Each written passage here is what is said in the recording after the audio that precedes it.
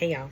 So I'm working on going through a number of different things and planning and preparing to leave Florida. Doesn't even seem right. It literally seems like I came down here yesterday, but the time went quick. So I have a number of things that I'm working on, and one of which is I have to get on my laptop for it. So I'm sitting here pulling all this stuff together.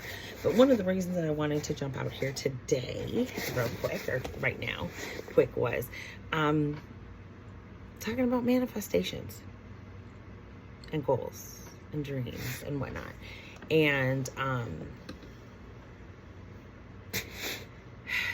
I'm just overwhelmed. That's probably the best way to say this right now, honestly, is that I am overwhelmed with great gratitude for the things that have just gone on in my world. And many of you are very, very aware. Many of you don't have a clue of what's going on. But just know that there's been some things. There's been some challenges and struggles like anybody and everybody else deals with in the world. But I am very, very grateful. So one of the things that I'm unbelievably grateful for is the fact that over the years, I have always journaled. And, I'm doing this vlog out of, recommendation from my counselors to journal more. But that's like next to impossible when your head's racing as fast as it is. But one of the things that I wanted to jump on quick and just share with you is a little bit about manifestations and how important that is. And I touch on it a little bit throughout my story, and I'm going to talk about it more and just some of the signs and things like that. I will tell you, in the last 3 years since my mom's passed, I know my level of appreciation and just gratitude for life and how quickly things can change drastically changes. Even though I already knew that before, but it's drastically changed. And I literally just wrote off all caution to the wind at that point and said, here's what I want. And I'll be honest, I allowed myself to just let go of shit. Meaning trying to plan it, trying to be so organized. It's kind of like, I guess maybe an example might be, the only one that comes to mind, and I apologize, it's this, but like, for a guy sometimes to think that, I have to have a good job and a house and a this and a that before I get married. Sometimes you don't need all that. Just get married and that will all come and you can work on it together.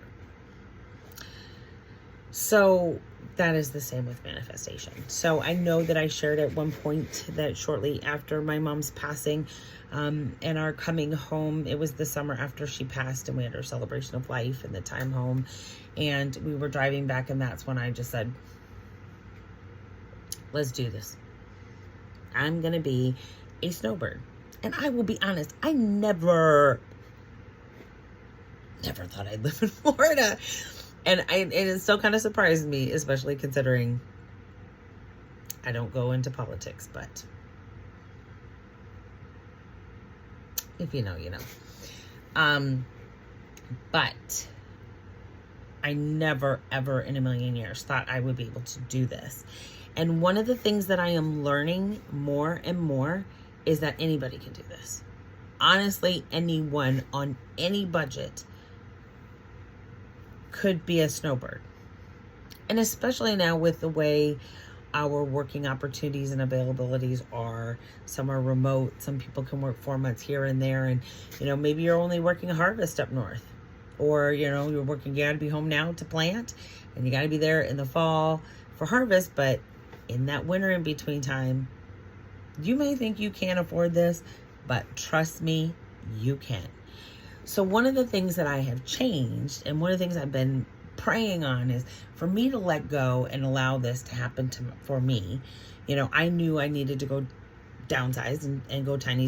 That's not going to be for everybody. But what I've learned is not everybody has to do that to live this life. And it's really pretty cool. The various things that I've learned and the experiences that people have taken and made in their life to ensure joy and happiness. And I'll be honest, I wasn't happy. I thought I was in my corporate fancy schmancy world and roles, and having my house filled with everything that I thought I had to have in it and that we had to have for a family or to build this home and make it feel like a home. So there's just a lot of things that have changed, and that manifestation part has come in. And, you know, for me, it was a matter of just letting go. And I really learned that since then, it's letting go. Because since then, you know, being able to, one, purchase the tiny house, cash. All I have to do is pay to park it or buy land. Purchasing the RV, cash. All you gotta do is pay to park it. Or, you know, move it and whatnot. So it's just made me, in the last year and a half living this, and especially this first full year being a snowbird now, it's made me even more grateful. I'm going to put some bigger manifestations out there. You'll come to learn and know I don't always share. There's a reason for that. And my belief is, when you are really working in the space of bringing your greatness and your blessings to fruition, sometimes the best way to do that is to be quiet, because there's no naysayers. There's no negative. There's no anything out there in the world other than you, your positive energy, and those you may have shared it with.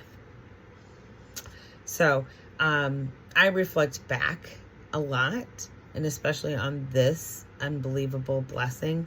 And this was a huge manifestation. And I don't think I've talked a lot about that enough. So I do want to talk about that a bit more. And I'll probably do one whole video of specifically that. I know this video right now is probably rambling, so I apologize. But I think, you know, yeah, I will talk about that, because it just things have just shifted. So there's some things that I'm looking into. One of the things that I'm going to do this summer, and I'm going to work on a little bit, is getting into is car camping. So I had the best time going camping with a classmate that lives down here, known since childhood. And she's had unbelievable opportunities to camp, both growing up with her family, and learned a lot through that. But then also while she raised her son, they camped a significant amount. So I have been very, very blessed when I've gone on camping trips that I've gone with some unbelievably seasoned, I would say almost professional campers. And I have always been fearful. I'm just going to drop it out there. Fearful. Because it is just me. Or it was just me and Logan. And that held us back. That held me back. So I will be honest, even going camping with them, I was a little scared shitless. The first night is usually always my worst, and then I get over it and I'm like, geez, what am I worked up about or worried about? So I have watched, while getting into tiny house nation movements, I've watched a ton of videos that have been focused on tiny living, RV life. Many that I follow have left everything, sold everything, and decided to RV, move into RV, being full time. Sorry, so they could travel and they could enjoy life and not be tied to one location. And so in that, one of the people that I follow, she had sold everything and she bought a van. And she has been living in her van, and she, you know, talked a little bit about the fact that she lived in her car before then. And I know if you ever jump on YouTube, many people may not even be remotely aware of how many people do live in alternative spaces and places, especially now because of the economy and the cost of living and whatnot. There's a significant number of people who do car camp. And there was a gentleman that I have followed on YouTube for a while who talks about kind of the cheap living, the focus, and the ability to be able to really identify what's most important to you. And can you minimize your life and minimize how you live so that you can expand what you get to do and what you get to see and your time and give that back to you.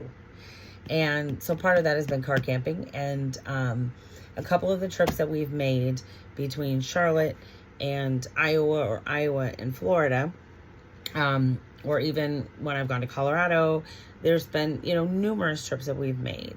And I will tell you, it was always me driving because Logan did not start driving until she moved to Iowa. So all of those trips were me. And there was many a times that I felt like I can't do this. I'm tired. It's too many hours. I want to pull over. I'm bored. Many people can listen to books on tape. I can't. I want to drive right into the ditch. They make me fall asleep. And, Logan's always there as a sidekick more often than not. But then, it became me. And, the big trip back down to Florida, for example, was just me and the dog. And so he's great, but he can't drive. He can keep me attentive, aware, and alert some, but he can't help a whole lot. So in that, I, really started getting bothered by the fact that I can stay overnight and I can get a hotel for one night, and literally all we're going to do is sleep. And more often than not, I sleep for like a cat nap or 4 hours because I'm just wound up to go and want to get home and whatever else. And I just found it is not even worth $150. It's not worth $100 for me to get a hotel room. I wasn't showering in it. I was barely laying on the bed, honestly. And so I stopped doing that. I don't know how many years ago. But part of it was also because of Ja and him being on the road and owning a trucking company and being very aware of places to stay and not stay and how to do it so that you could be safe and cautious and protected. And so, you know what? I trusted him, his recommendation, and in all honesty, for a number of years, would just stop and take naps and or stay for maybe 4 hours somewhere, sleep in the car, even to just hang out. Like, there were moments where we would just, put some blinders up in the car and Logan would watch a movie and I'd take a cat nap and half-ass watch the movie with her, and we get the dogs out, and it was just to take a break and then get back on the road. But we didn't need to invest in a hotel for all of that. So one of the things that I'm going to look into doing is transforming my Explorer into being a car camper. So I can car camp. And the reason being is because I'm going to work up to something really cool, hopefully next summer. That'll be a bit different. More to come. But in the meantime, what I would like to do is not just get in my car and drive straight from here to there, but to take some time in between. I have the time. Don't know if you know, but I'm not working, unfortunately. It's not necessarily by choice, but like many, impacted by everything going on. And honestly, have been looking and talking and interviewing and blah, blah, blah. But nothing has come to fruition. And for once in my life, I don't know if it's once, but I've been in situations where I've been laid off before and, on unemployment and or living off of savings and in a complete panic and frantically looking for my next opportunity constantly and being felt caught in that trap. And so, geez, I'm sorry. I'm trying to get my charger and it is stuck and I need to get my phone on the charger. So one of the hugest blessings for me, boom, when this all went down, and the part of the process of being unemployed now for coming up on a year, or it's been a year, makes you want to panic.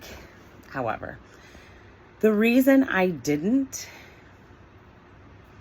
is because of living tiny, and making some significant adjustments. And I'm very, very fortunate that I have been able to maintain because of this has helped. I'm not gonna lie, this has helped.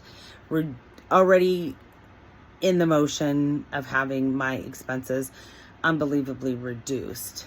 Made it much more less stressful, best way to say it. And so instead of, and yes, I have, and I do, not every single day, but probably 4 days a week. I'm still networking, reaching out, doing what I can do. And I've done some contracting stuff and have had some blessings there. And honestly, I know what's meant to be will come. So I'm doing everything I can to just enjoy the time, which I haven't done a great job of. There's been bits and pieces. Everyone knows about last summer. Amy lived it up. Yes, still need to do a video on that. And so I will, because we're getting ready to go home. So I need to line up what happened last summer and let you know that's probably not going to happen this summer. A little bit, but not as much to last summer. But I'll explain why I did that too, because I think everybody should do what I did last summer, which is completely let your freaking hair down. Oh, mine was on fire. Some of that too. So, any rate, what I was going to say though, in regards to, not working and really, right now trying to enjoy this time. And I know that, I may be back to work full time before I know it. And while I have this, I need to get on it. So, a couple of things that I'm going to do. One is I need to get home. Driving back to Iowa is probably going to be direct, because it is my hope that I will have a co-pilot, and that co-pilot will have a schedule. So it will be a direct drive to Iowa, but it won't be a direct drive back to Florida. And that's where the car camping thing is going to come into play a bit. Because as I've shared before, and I need to talk about more, is I was adopted, and I recently found and connecting with my biological family. And this summer, knowing that I have my RV space through the end of July, it is my plan as of now to then head to Colorado. Minimally for a couple of weeks. It could be longer. I'm working on that, to visit and spend time with my sister, my biological blood sister, and my uncle, and meet some other family members and spend time getting to know them. And I'm sure my crazy little brother will come into that as well.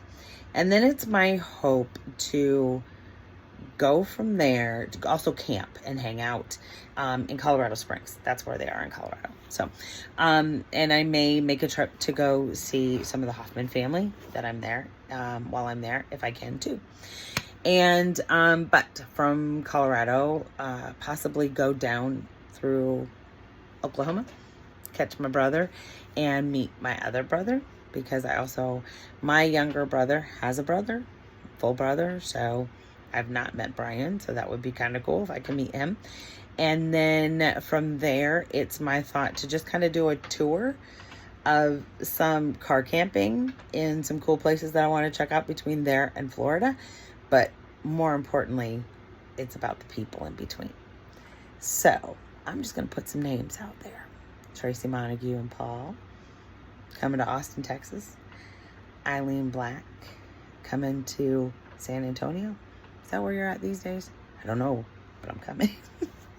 Of course, New Orleans, Molly. It's about damn time, girl. And if there's anybody in between, reach out to me, DM. I'd love to see you. I really, really would love to see you and stop by. Because what I have learned during this time and what I have done recently is I like to just take time to really talk to people and get to know them more and their story, because we all have a story. And I've just met some unbelievable people, and a couple of those stories I am going to put in individual videos as well, because they're just cool. And I think they're touching enough that I hope that they will touch somebody else and make you think about how you're spending your life and your time. Like, it's got me thinking. Okay. So I jumped on for one thing, a whole bunch of things came out. Now you know a whole bunch of stuff. And I'm talking about car camping with my dirty old car right out here. And I had to give you updates on the house, on the tiny house. I moved. Yes, it's a nerve-wracking thing to have your house hooked up and pulled away. But I trust my mover so well. He's just, Mr. Louie is amazing. So big shout out to him, and big shout out to my neighbor Michelle and his wife Frances, and my neighbor Mr. Don and his wife Miss Joanne, because they have all been very unbelievably helpful to me in this move. And yes, I moved. I was in an unbelievable resort. I really liked it, yet there were just some little things, nuances that were not fitting for me, and I wasn't 100% comfortable with. And so made a change. Same Sun Resort company. We have like 54 resorts around in the Florida area. So I moved to, want to talk about adulting? A 55 plus community. Remember earlier when I said I was never going to move to Florida? That's why. Because I said nothing but old people live in this bad boy. Well, I guess I'm old. And I live in Florida, and I live in like the retirement town. It's a trip. It is really a trip. And this place, it's just, it's night and day. So where we were, we had a great backyard. There was no one behind us. We saw the pool, the play area, all the cars coming in and going in our main office and our post office area. So it was busy. Blue had a lot to look at out the window. But because of that, there was no privacy even in the backyard. You couldn't put up, I mean, there was kind of some privacy fence that I had built, but it was like we were out in the open. And then on the side, because of the street that we were on, we didn't have somebody right next to us. We were angled. So we stood out and you could see everything on the side of the house too. So there was not any privacy, truthfully. It was kind of like no matter what I did, somebody saw. That's kind of how I felt too with it. But, so some things have changed in regards to where we're at, because we do now have back neighbors. They're not there, or you wouldn't even know that they're there, but we do look at a building. So there's not a lot of activity there. I am fine with that. It's an adjustment for my boy. But he now gets to sit by the door, because the front street at the 55 plus community is rocking, because there's golf carts and more golf carts and a few more golf carts and scooters and 3-wheel bikes going by the dozens. So there's a lot of people going by. We've met a ton of people. We have a wonderful, couple of great neighbors that we've met. I've met more people here, being here, not even a week, than I felt that I really met at my other place. So, although I had great neighbors and a couple of amazing, neighbors in the community that I will keep in touch with. This has just been a great blessing and a nice change of pace. It's very quiet. It's very, very quiet.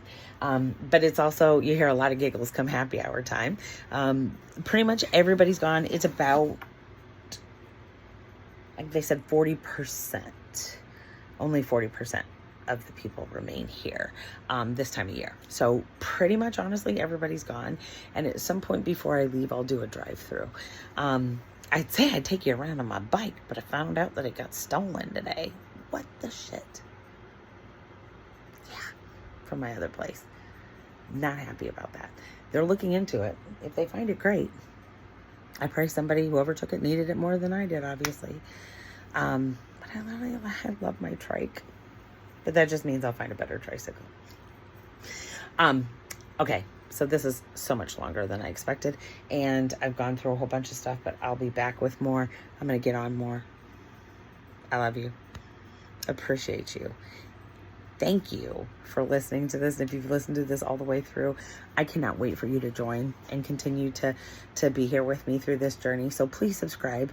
Please subscribe, like, share, hit the alert, all the things that you can do. And that would really, really help me as well. So I appreciate you. Live a lit. Go live a little or a lot with whoever you got and the most important people in the world. We love you. From Blue and I, thank you.